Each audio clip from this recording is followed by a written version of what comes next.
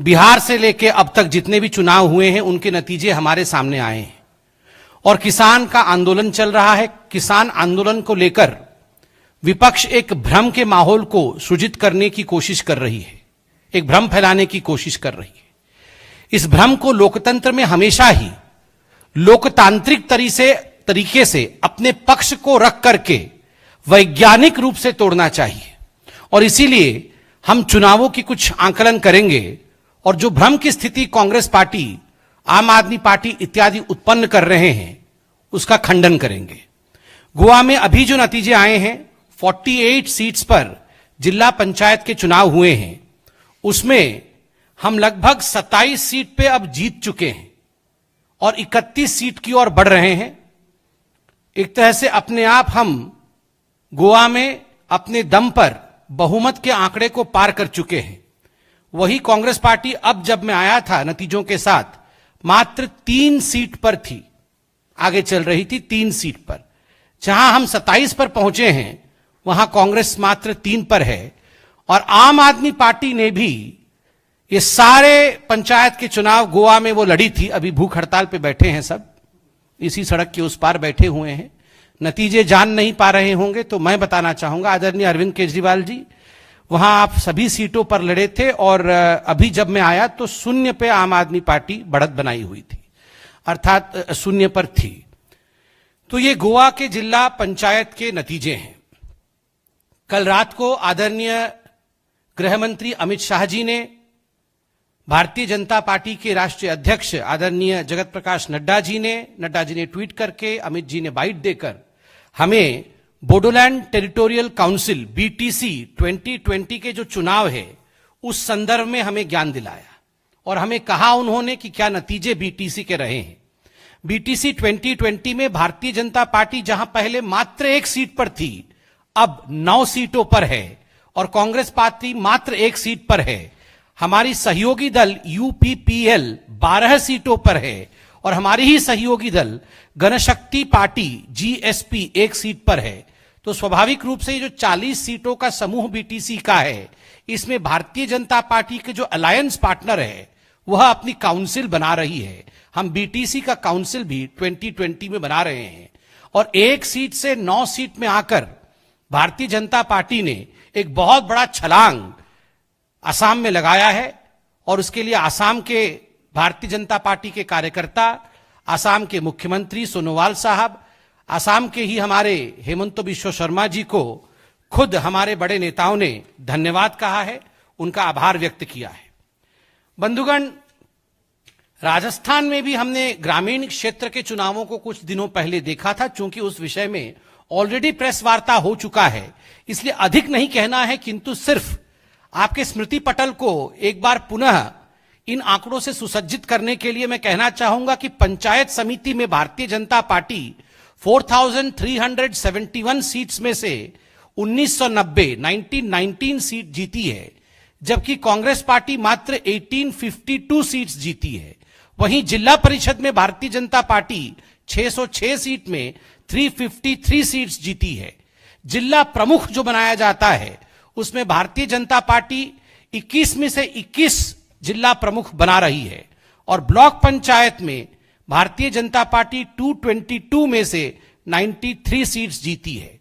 आप अगर राजस्थान का इतिहास देखेंगे, समानतः आपको देखने को मिलेगा कि प्रायः जो पार्टी सरकार में होती है राजस्थान में, जिला और पंचायत स्तर के चुनावों में जीत उसी का होता है, ग्रामीण क्षेत्र में जीत उसी की होती है। किंतु अपने आप में ये ट्रेडिशन से अलग हटते हुए कांग्रेस की सरकार होते हुए भी भारतीय जनता पार्टी इन तमाम ग्रामीण चुनावों में कांग्रेस से वोट प्रतिशत और सीट अधिक लेकर आती है। यह अपने आप में कुछ कहता है।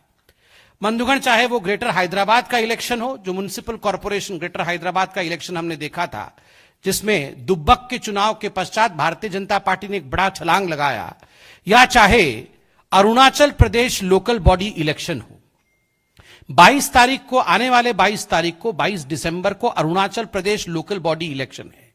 मगर आज भारतीय जनता पार्टी को यह बताते हुए अत्यंत हर्ष और आनंद हो रहा है कि जो जिला परिषद मेंबर्स हैं, 240 पोस्ट हैं, उसमें 96 पोस्ट हम अनअपोज्ड ऑलरेडी जीत चुके हैं। 96 आउट ऑफ 240, कॉन्टेस्ट ही नहीं हो रहा है, कांग्रेस वहां है ही नहीं। ठीक उसी प्रकार ग्राम पंचायत मेंबर जीपीएम की जो चुनाव अरुणाचल प्रदेश में होने वाली है, उसमें से 5410 सीट, 8290 सीटों में हम ऑलरेडी जीत चुके हैं बिना कॉन्टेस्ट के। और जो 20 सीटें कॉरपोरेटर्स की होती हैं ईटानगर म्युनिसिपल कॉरपोरेशन का, उसमें unopposed 5 seat Bharatiya Janata party जीत चुकी है। तो एक तरह से बहुमत अनअपोज्ड ही हम हासिल कर चुके हैं अरुणाचल प्रदेश में। लक्षद्वीप ऑटोनोमस हिल डेवलपमेंट काउंसिल के भी जो 2020 के रिजल्ट रहे, उसमें 15 सीटों के साथ, 26 सीट है, 15 सीटों के साथ भारतीय जनता पार्टी आगे रही। आपको लग रहा होगा इतनी सारे मैंने सीटों को यहां क्यों गिनवाया, इतने राज्यों को हम क्यों यहां पर परिलक्षित कर रहे हैं, आपका भ्रमण इतने राज्यों के चुनावी नतीजों में क्यों करवा रहे हैं। बंधुगण, मुख्यतः विषय यह है कि हर कोई जानता है कि गांव, गरीब, किसान और मजदूर ये इस देश का रीढ़ की हड्डी है, मेरुदंड है इस देश का। The spine of this country is formed by the poor of this country. The spine of this country is formed by the farmers of this country. And when we speak about these results, जब हम इन परिणामों के बारे में बात करते हैं, ये परिणाम संभव नहीं है यदि किसान हमारे साथ नहीं है। बिहार में यदि मोदी जी की जीत हुई, अगर हैदराबाद में मोदी जी की जीत हुई, गोवा में अभी मोदी जी जीते हैं, अगर ग्रामीण राजस्थान में मोदी जी की जीत हुई, लक्षद्वीप, लेह लद्दाख में मोदी जी की जीत हुई, मणिपुर से लेकर कच्छ तक 12 राज्यों में जहां हमने बाइपोल लड़ा वहां मोदी जी की जीत हुई, तो वो इस कारण से हुई क्योंकि किसान आज हमारे साथ खड़ा है, गरीब और मजदूर हमारे साथ खड़ा है। बंधुगण, 4 मुद्दों को लेकर भारतीय जनता पार्टी को और खास करके हमारे लोकप्रिय प्रधानमंत्री मोदी जी को घेरने की कोशिश कांग्रेस पार्टी, विशेषतः कांग्रेस पार्टी ने किया है। ये 4 मुद्दे कौन से थे? कोरोना का मुद्दा। राहुल गांधी कहते थे मैंने तो बहुत पहले बता दिया था, फिर भी कोरोना का मैनेजमेंट नहीं हो पाया। कोरोना के मुद्दे को लेकर घेरने की कोशिश की गई। एक वैश्विक आर्थिक संकट पूरे विश्व पे कोरोना के कारण रहा, भारत को भी उसी वैश्विक संकट, जो आर्थिक संकट था, उसको लेकर मोदी जी को घेरने की चेष्टा कांग्रेस पार्टी और आम आदमी पार्टी इत्यादि ने किया। प्रवासी मजदूरों को लेकर जिस प्रकार से हमें घेरने की कोशिश की गई, बिहार में एक मुख्य मुद्दा प्रवासी मजदूरों के पलायन और उनके सहूलियतों को लेकर बनाया गया। और अब कृषि सुधार बिलों को लेकर एक भ्रमजाल बनाने की कोशिश ये जो कांग्रेस है और ये जो विपक्ष की पार्टियां हैं वो कर रही हैं। मगर आज मैं गर्व के साथ कहना चाहूंगा, और ये देश के लिए बहुत ही सुखद समाचार है कि इन 4 विषयों को लेकर जिस प्रकार से देश के यशस्वी प्रधानमंत्री, लोकप्रिय प्रधानमंत्री, परिश्रमी प्रधानमंत्री नरेंद्र मोदी जी ने अपना अथक परिश्रम किया है, जो कोरोना को लेकर भ्रम फैलाया गया और मोदी जी ने जो कोविड मैनेजमेंट किया, ये कोविड मैनेजमेंट की जीत हुई। और कोरोना को लेकर जो भ्रम राहुल गांधी जी ने फैलाया था, विपक्षियों ने फैलाया था, वो टूटा है। ये नतीजे चुनाव के कहते हैं। आर्थिक संकट पर आत्मनिर्भर भारत की जीत हुई। बिहार की जनता हो चाहे अन्य राज्यों की जनता हो, 12 राज्यों की जनता ने आत्मनिर्भर बनना है, यह मंत्र मोदी जी से सीखा और इसकी जीत हुई है। ठीक उसी प्रकार प्रवासी मजदूरों को लेकर जो भ्रम फैलाया जा रहा था, उसमें भी 80 करोड़ गरीबों तक 8 महीनों तक लगातार अनाज पहुंचाने का काम, और जिस प्रकार ग्रामीण रोजगार योजना के माध्यम से गरीबों को गांव में, मजदूरों को गांव में, प्रवासी मजदूरों को अपने ही घर के निकट काम देने का काम मोदी जी ने किया, उसकी जीत इन चुनाव के नतीजों में गूंजते हैं। और ये जो कृषि सुधार बिल आए हैं, जो कानून, अब ये कृषि सुधार बिल कानून में परिणत हुए हैं, जब से ये नोटिफाई हुए हैं, जितने भी चुनाव हुए हैं, आप देखेंगे उन सभी चुनाव में भारतीय जनता पार्टी की जीत हुई है। यह चिल्ला चिल्ला कर कहती है कि गांव, गरीब और किसान मोदी जी के साथ खड़ा है, क्योंकि मोदी जी गांव, गरीब और किसान के सच्चे साथी हैं। राहुल गांधी जी किसानों को लेकर भ्रम फैलाने के लिए बार बार ट्वीट कर रहे हैं, झूठी बातें बता रहे हैं। राहुल जी कितना समझते हैं किसानी को? हां, माना उनके जीजा जी किसान हैं, मगर वो कितना समझते हैं किसानी को?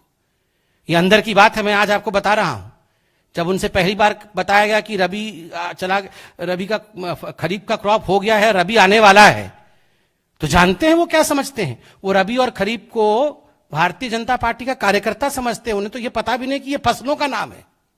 रबी और खरीफ फसलों का नाम है, ये राहुल गांधी नहीं जानते हैं। जिनको इसकी समझ नहीं है वो किसानों को बरगलाने चले हैं, वो अन्नदाता को बरगलाएंगे, संभव नहीं होगा। किसानों की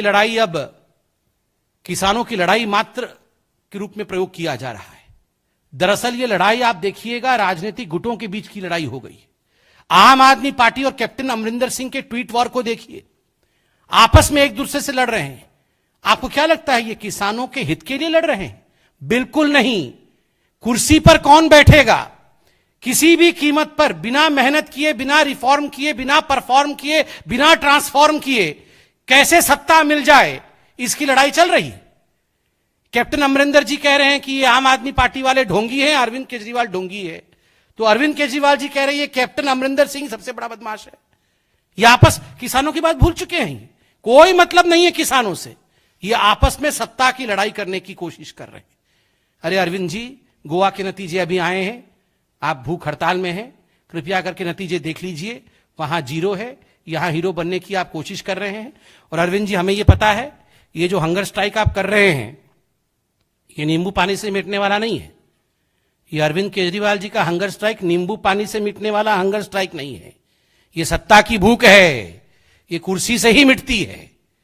तो ये लड़ाई आपस की पॉलिटिकल लड़ाई है, ये कोई किसानों के बारे में नहीं सोच रहा है। और अरविंद केजरीवाल जी, आप तो वही अरविंद केजरीवाल जी हैं और यही आम आदमी पार्टी है ना, जिसने जब पंजाब में चुनाव हुआ था तो अपने मैनिफेस्टो में डिक्लेयर किया था कि अगर पंजाब में हम सत्ता में आ जाएंगे तो हम बिचौलियों को हटा देंगे और हम एपीएमसी के जो कानून है उसको रिफॉर्म करेंगे। एपीएमसी रिफॉर्म करेंगे कहने वाले आप ही की मैनिफेस्टो थी, और आज आप भूख हड़ताल पे बैठ गए। और अरविंद केजरीवाल जी, आप तो वही अरविंद केजरीवाल जी है ना जिसके कलम से और जिसके कहने के बाद ये फार्म बिल नोटिफाई किया गया 23 नवंबर, इसी वर्ष 23 नवंबर को। ये फार्म बिल नोटिफाई करके, फार्म बिल को यहां कानून बना के दिल्ली में फिर जाके भूख हड़ताल में बैठना, वो ठीक उसी प्रकार है जैसे ये कांग्रेस वाले, याद है ना, छोले भटूरे खा के जाके भूख हड़ताल में बैठे थे, वो पकड़ में आ गए थे। पहले जाके छोले भटूरे खाए थे, फिर जाके भूख हड़ताल में बैठ गए थे।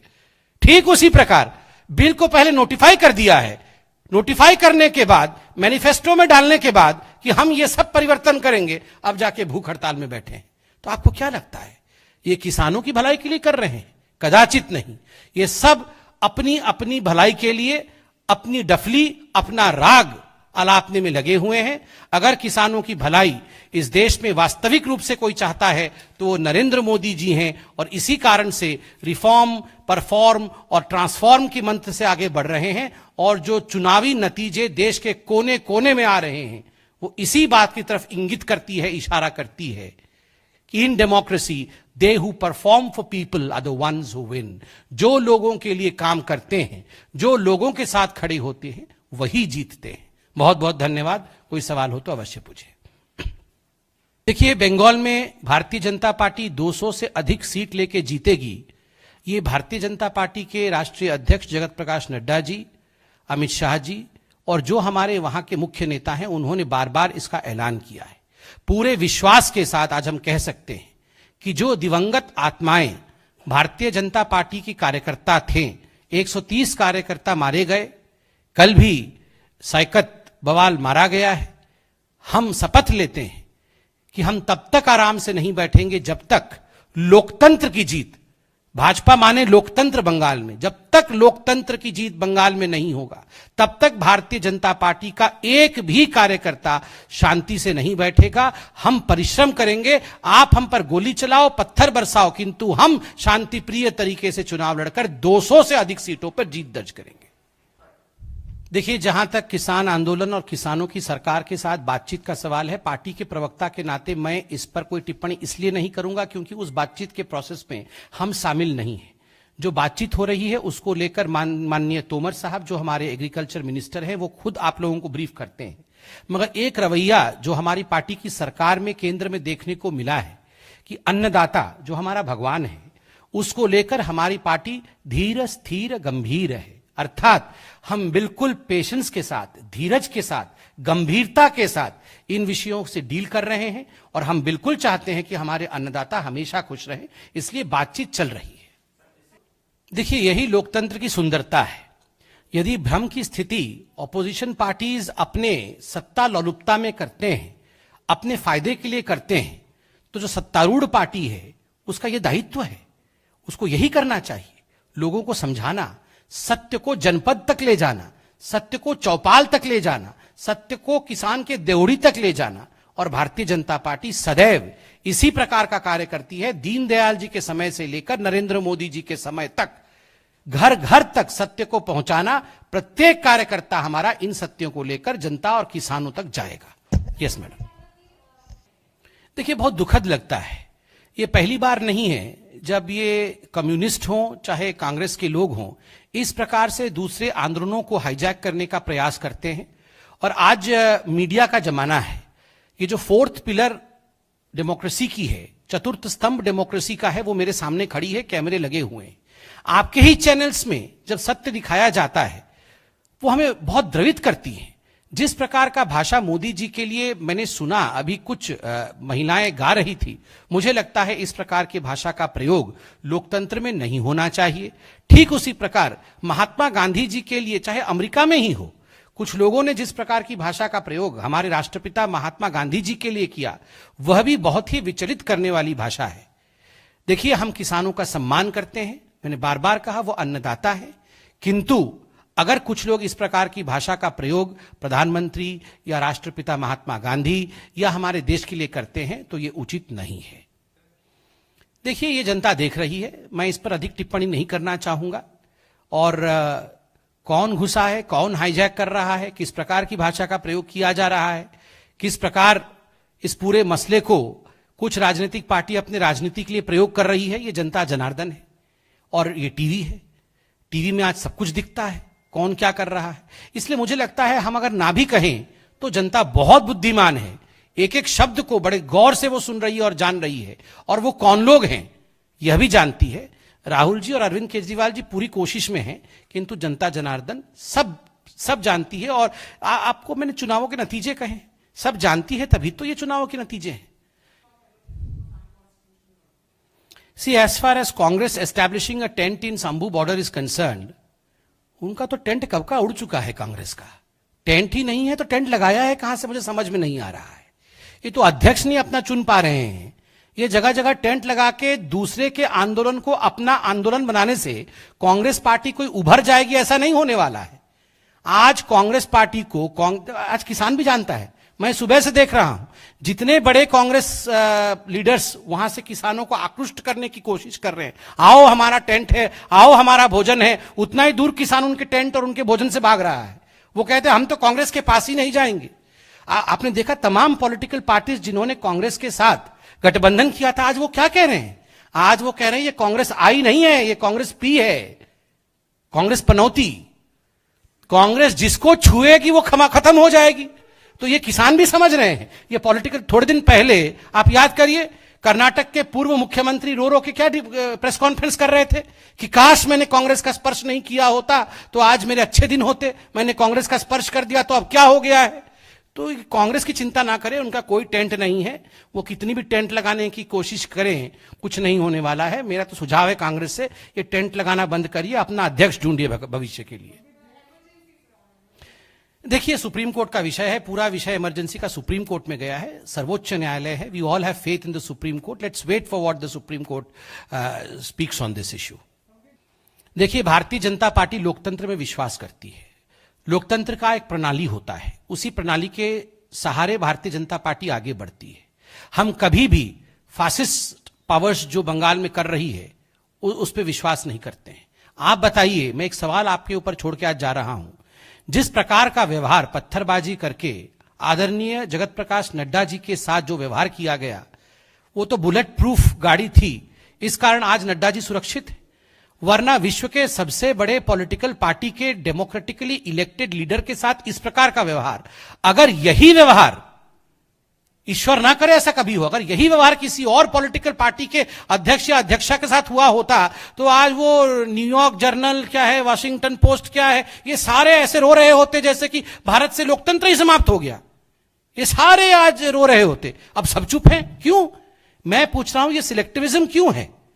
देखिए, हम लोकतंत्र में विश्वास करते हैं और जैसे कि मैंने कहा 130 कार्यकर्ता हमारे मार दिए गए हैं, वो 31 हो गया है, कल एक और कार्यकर्ता मारा गया है। 100 कार्यकर्ताओं का तर्पण हमारे राष्ट्रीय अध्यक्ष जेपी नड्डा जी ने खुद अपने हाथों से किया है।